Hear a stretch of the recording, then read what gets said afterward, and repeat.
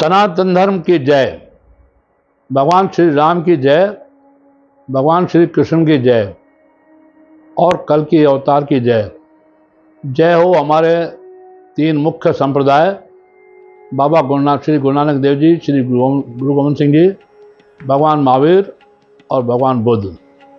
हमारे देश में नहीं, पूरी दुनिया में, पूरे विश्व में, पूरे सृष्टि में, पूरे ब्रह्मांड में 3100 वर्ष पहले सिर्फ सनातन धर्म था। न ईसा था, न मूसा था, न जुरूस था, न क्राइस्ट था, और न कोई सिख था, न कोई जैन था, न कोई बौद्ध था। आज 5009 संप्रदाय है हमारे देश और दुनिया में। इनमें से कोई पंथ संप्रदाय नहीं था, सिर्फ सनातन धर्म था। परंतु सनातन धर्म विरोधी, वैदिक धर्म विरोधी, कभी कभी आर्य धर्म, वैदिक धर्म, सनातन धर्म, अब हिंदू धर्म के विरोधी पहले युग से हमारे सनातन धर्म में 4 युग हुए हैं: सतयुग, त्रेता युग, द्वापर युग और कलयुग। वर्तमान में हम कलयुग में जी रहे हैं। सतयुग में सबसे पहले हुए आसुरी वृत्ति के राक्षस शक्ति के प्रतीक राजा हिरण्यकश्यप। उन्होंने कहा, मैं ही ब्रह्मा, मैं ही शिव और मैं ही भगवान विष्णु, सारी जनता मुझे माने। जनता तो अबला होती है, जनता ने मान लिया। परंतु सनातन धर्म के समर्थक, उनके पुत्र ही भगत प्रहलाद उनके घर में जन्म हुए और उन्होंने कहा, मैं अपने पिताजी को भगवान मानने के लिए तैयार नहीं हूँ। और पिताश्री से भी उन्होंने कह दिया, मैं अब तुम्हें ईश्वर नहीं मानता। इस बात को लेकर के चिढ़े और ईर्ष्या द्वेष में भगत प्रहलाद को बहुत कष्ट दिए। और जब उनका अंत नहीं हुआ, उनकी बहन होलिका ने कहा, मुझे भगवान शिव का, देवों देव महादेव का वरदान है, मेरे पास एक चुन्नी है।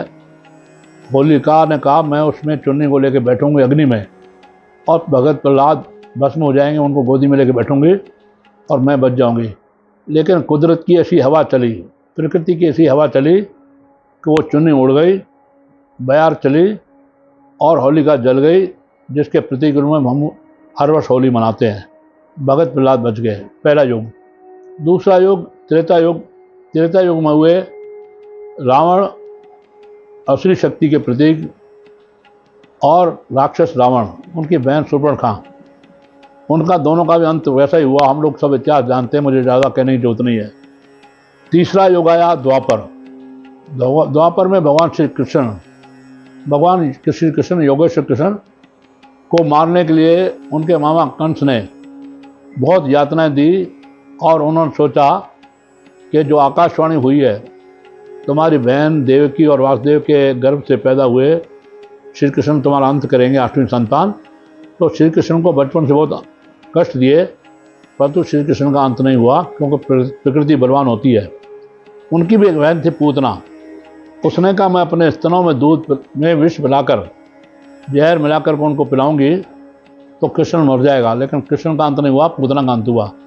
पहले युग में हिरण्यकश्यप और होलिका, दूसरे युग में रावण और शूर्पणखा, तीसरे युग में हुए कंस और पूतना। अब चौथा युग आया कलयुग।